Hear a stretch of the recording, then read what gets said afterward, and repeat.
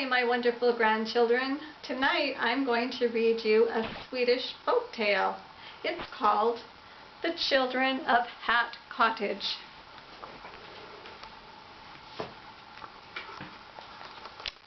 By Elsa Beskow or something like that.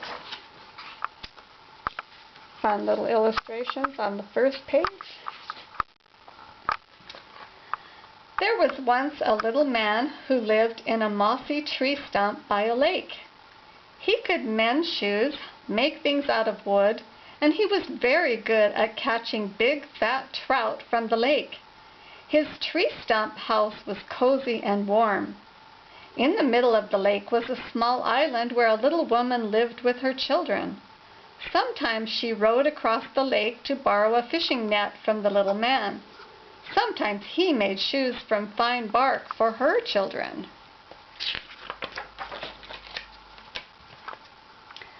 The little woman and her 3 children lived in a little cottage. It was the shape of a hat. They called it Hat Cottage. The children loved their little cottage, and their mother kept it as clean as a king's castle.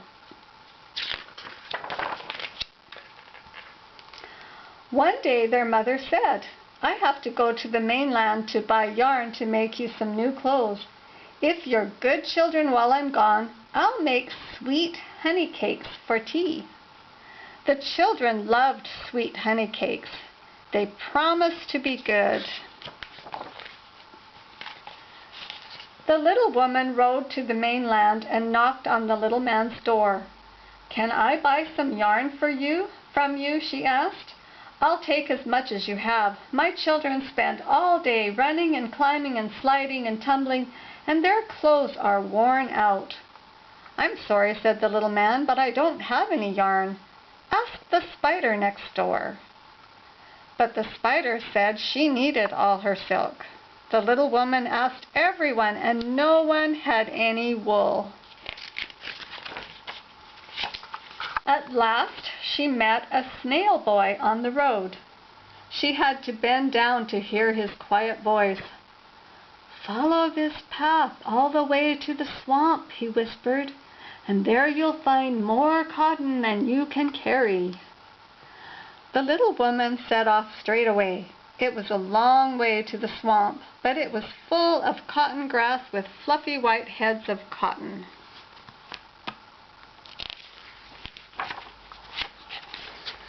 Back at Hat Cottage, the children wondered what they should do until their mother came home. "I know," said the oldest boy. "Let's make Mother happy by sweeping the chimney. Just last night some soot fell into her cooking pot. It'll be great fun." They collected twigs to make brushes and had a wonderful time climbing up and down inside the chimney, sweeping it clean.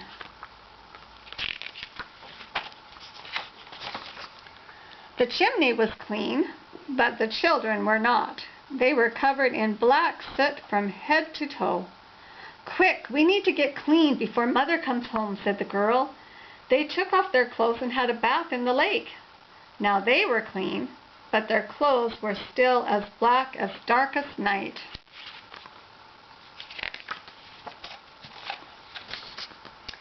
The girl thought for a moment. "Let's wash our clothes like Mother does on laundry day. Make a fire to heat the water. We can hang them in the sun to dry afterward."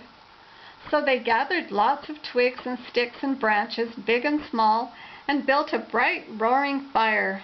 They were having such fun that they didn't notice the flames getting higher and higher. Uh-oh, I wonder what's going to happen. The little man had gone fishing in his boat. He was watching the fish dance in the clear water. Suddenly he smelled smoke. He looked across the lake and saw a big fire on the island. As fast as he could, which was quite fast because he was a good rower, he rowed to the island.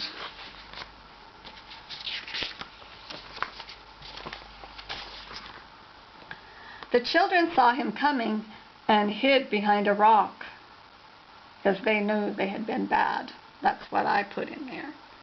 The big fire had already reached Hat Cottage. The little man threw water on the flames. "Come on, children," he shouted. "Don't be afraid. Help me bring more water."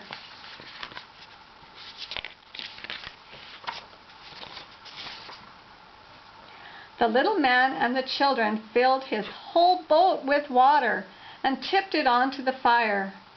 Smoke was swirling everywhere, and they could hardly see Hat Cottage anymore. Uh-oh.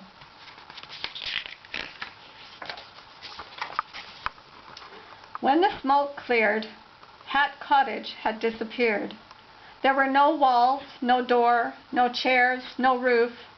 There was just the chimney and the cooking range left. Everything else had burned down. The children cried and cried. Mother would be very, very cross and very, very upset. "You are naughty children," said the little man, "and this is your fault. But stop crying and I'll help you build a new house for your mother."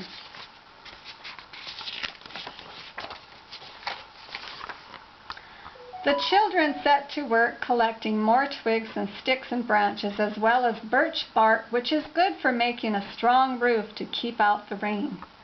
The little man was very good at building, and in no time a new wooden cottage stood on the edge of the shore. "We still don't have any clothes to wear," wailed the little girl. "We'll worry about that tomorrow," said the little man. "For now it's getting dark and cold and it's time for bed."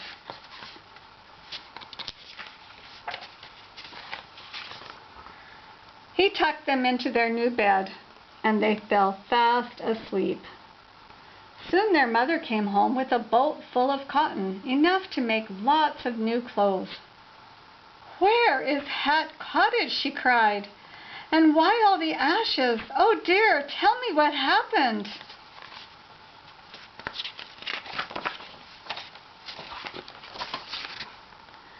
The little man sat the little woman down gently and told her the story. "We've lost all our belongings," said the little woman. "I have no money and no one to help me. What shall I do?" "Marry me," said the little man. "I'll help you look after the children. We can live in my cozy tree stump in the winter and here on the sunny island in the summer." The little woman smiled and said yes, and before long they were married by Pastor Mole. The children had beautiful new clothes for the wedding.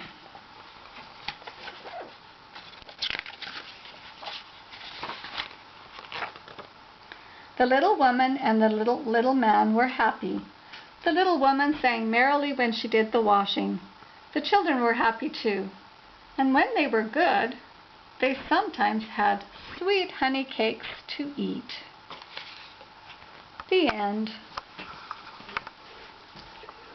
The end, the end. I hope you enjoyed this story. This is a classic Swedish folktale. Love you all.